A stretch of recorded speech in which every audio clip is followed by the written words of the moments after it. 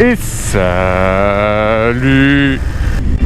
Et salut les museaux. On se retrouve aujourd'hui sur un canapé volant que j'ai nommé BMW F750 GS. Allez, c'est parti.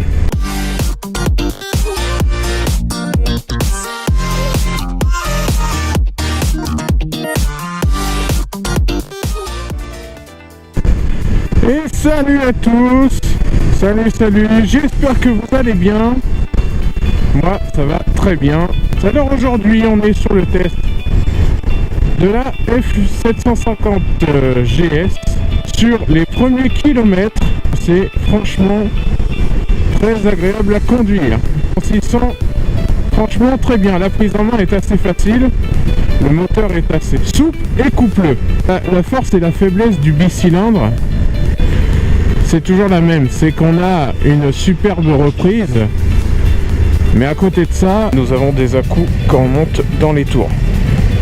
Alors on est sur une position haute, sur une position droite. La selle, qui est une selle biplace, est très moelleuse. Au niveau du compteur, comme vous le voyez ici, nous avons au milieu de la vitesse le compte tours qui monte de 0 à 10 000 en commençant la zone de rupture à 8500 tours. En gros à droite, le rapport engagé, l'heure, le petit A, c'est l'affichage des feux diurnes et la température extérieure. Sur le commodo de gauche, nous avons le régulateur, le bouton qui nous permet de passer des feux diurnes au feu de croisement, le bouton de warning, le bouton qui permet de rentrer dans le menu, le réglage de l'ABS et des suspensions, cette petite molette qui va de gauche à droite et qui nous permet de naviguer dans le menu, les clignotants et le klaxon en dessous. À droite, nous avons le bouton de poignée chauffante en haut, le bouton de mode de conduite, à savoir Road et Rain, et le démarreur et arrêt d'urgence. Malgré que l'on soit en hauteur, ça se place bien et ça se balance super bien. Voilà, ce qui est sûr, c'est que le freinage, c'est quelque chose de très correct, hein. Les amortisseurs se règlent à la convenance de chacun, donc, et indépendamment à l'avant ou à l'arrière. L'ABS est réglable, l'embrayage est assez court, il est réglable mais c'est assez court. Le frein avant est réglable, c'est une moto qui est keyless, à savoir que le démarrage se fait sans la clé et l'ouverture de la trappe à essence aussi. Il suffit d'avoir la clé sur soi, d'appuyer sur ce petit bouton là pour allumer la moto. Alors le menu, regardez ça parce que c'est assez magique. On appuie sur menu et bim, on tombe là-dessus. Donc on a tous les réglages de véhicule, de navigation, de médias. Donc tout ça, c'est quand le téléphone est connecté. Téléphone et réglage. Donc quand on est dans ce menu là, ce qui est quand même magique, c'est qu'on garde toujours nos infos, à savoir la vitesse, rapport engagé, mode de conduite et jauge à essence.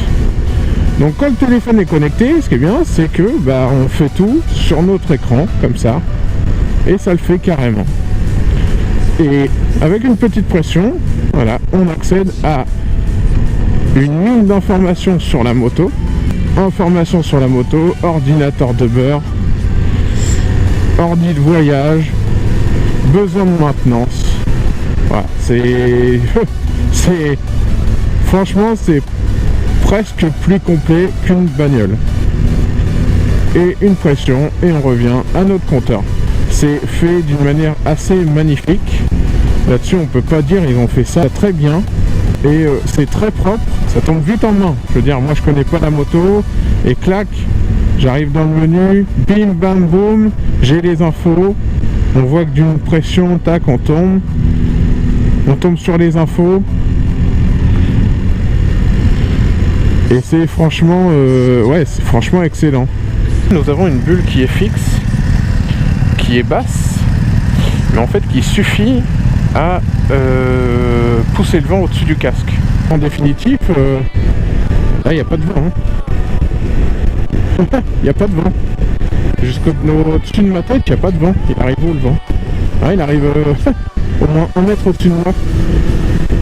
Alors tout ce qui est puissance moteur, le couple, je ne les ai pas en tête. Nous sommes donc sur un bicylindre 853 cm3 qui développe 77 chevaux, bridable en A2, 83 Nm de couple, 224 kg tout plein fait et 15 litres de réservoir. Ah putain, ça pousse, hein. Il y a de quoi se faire décalquer, quoi. Alors par contre, je viens de sentir l'arrière du siège. Quand on accélère fort, on sent qu'il y a une retenue. Alors il n'y a pas un dosseret, mais il y a une petite retenue au niveau de l'arrière des fesses, qui fait que quand vous accélérez fort et que vous arrivez haut dans les tours, et ben ça vous retient en fait. Pour la vie de tous les jours et pour voyager, c'est une bonne machine. Là on s'imagine bien sur les routes de France. Voilà, on voit de la flotte dégueulasse, on voit des ponts, on voit des caravanes. Et le freinage, ouais. Bon, après c'est de l'axial Brembo. Et ce qu'il faut savoir aussi, c'est que la selle n'est pas très haute. C'est assez marrant pour un trail, parce que quand elle est sur la béquille centrale, elle paraît très très haute. Et finalement, elle ne l'est pas tant que ça. Alors dans les points forts, pour moi, il y a le confort. Putain, qu'est-ce que c'est confortable. Je suis désolé, mais là, je crois qu'on est un niveau au-dessus quand même de la Vulcan S. La Vulcan S était confortable, mais là on est un poil au-dessus quand même. La force du bicylindre, forcément. La prise en main, qui est très très facile. La lisibilité du compteur.